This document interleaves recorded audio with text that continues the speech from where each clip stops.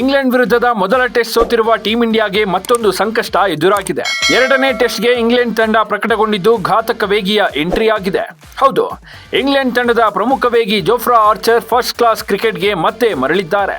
ಅದು ಕೂಡ ಬರೋಬ್ಬರಿ 4 ವರ್ಷಗಳ ಬಳಿಕ ಎಂಟ್ರಿ ಕೊಟ್ಟಿದ್ದು ಆಂಗ್ಲರಿಗೆ ಆನೆ ಬಲ ಬಂದಂತಾಗಿದೆ. ಈಗಾಗಲೇ ಇಂಗ್ಲೆಂಡ್ ಕ್ರಿಕೆಟ್ ಮಂಡಳಿ ಸರಣಿಯ 2ನೇ ಪಂದ್ಯಕ್ಕೆ 15 ಸದಸ್ಯರ ತಂಡವನ್ನ ಘೋಷಿಸಿದೆ. ಈ 15 ಸದಸ್ಯರಲ್ಲಿ ಸ್ಟಾರ್ ವೇಗಿ ಜೋಫ್ರಾ ಆರ್ಚರ್ ತಂಡಕ್ಕೆ ಆಯ್ಕೆಯಾಗಿದ್ದಾರೆ.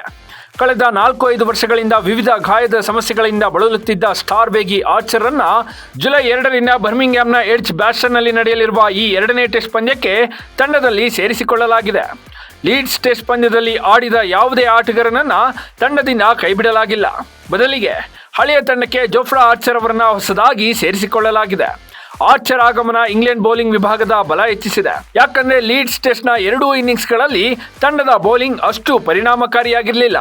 2 ಇನ್ನಿಂಗ್ಸ್ಗಳಲ್ಲಿ ಟೀಂ ಇಂಡಿಯಾದ ಅಗ್ರ ಮತ್ತು ಮಧ್ಯಮ ಕ್ರಮಾಂಕದ ಬ್ಯಾಟ್ಸ್ಮನ್ಗಳು ಶತಕಗಳ ಮೇಲೆ ಶತಕ ಬಾರಿಸಿದ್ರು. ಇನ್ನು ಈ ವರ್ಷದ ಆರಂಭದಲ್ಲಿ ಚಾಂಪಿಯನ್ಸ್ ಟ್ರೋಫಿ ಹಾಗೂ 2025ರ IPLನಲ್ಲಿ ಯಾವುದೇ ಫಿಟ್ನೆಸ್ ಸಮಸ್ಯೆಗಳಿಲ್ಲದೆ ಆಡಿದ್ದ ಆರ್ಚರ್ ಟೆಸ್ಟ್ ತಂಡಕ್ಕೆ ಮರಳುವ ಭರವಸೆ ಹೆಚ್ಚಿತ್ತು. ಇದರ ಜೊತೆಗೆ ಇಂಗ್ಲೆಂಡ್ನಲ್ಲಿ ನಡೆಯುತ್ತಿರುವ ಕೌಂಟಿ ಚಾಂಪಿಯನ್ಶಿಪ್ ಸಸೆಕ್ಸ್ ತಂಡದ ಪರ ಕಣಕ್ಕಿಳಿದ ಆರ್ಚರ್ 18 ಓವರ್ಗಳನ್ನ ಬೌಲಿಂಗ್ ಮಾಡಿ ಕೇವಲ 32 ರನ್ಗಳಿಗೆ 1 ವಿಕೆಟ್ ಪಡೆದಿದ್ರು. ಈ ಪ್ರದರ್ಶನ ಮತ್ತು ಫಿಟ್ನೆಸ್ ಮಾನದಂಡ ಪೂರೈಸುವುದರೊಂದಿಗೆ ಆರ್ಚರ್ಗೆ ರಾಷ್ಟ್ರೀಯ ತಂಡಕ್ಕೆ ಟಿಕೆಟ್ ಕೂಡ ಸಿಕ್ಕಿದೆ. ಇದೀಗ ಟೀಂ ಇಂಡಿಯಾಗೂ ಮತ್ತೊಂದು ಟೆನ್ಷನ್ ಹೆಚ್ಚಾಗಿದೆ. ಲೇಟೆಸ್ಟ್ ಹಾಗೂ ಇಂಟ್ರೆಸ್ಟಿಂಗ್ ಸುದ್ದಿಗಳಿಗಾಗಿ ಬಾಸ್ ಟಿವಿ ಕನ್ನಡ ಚಾನೆಲ್ನ ಸಬ್ಸ್ಕ್ರೈಬ್ ಮಾಡಿ. ಹಾಗೆಯೇ ಬೆಲ್ ಐಕಾನ್ ಪ್ರೆಸ್ ಮಾಡಿ. ಇದರ ಜೊತೆಗೆ ಫೇಸ್ಬುಕ್, ಇನ್ಸ್ಟಾಗ್ರಾಮ್, ಎಕ್ಸ್ ನಲ್ಲೂ ಮಿಸ್ ಮಾಡದೆ ಫಾಲೋ ಮಾಡಿ.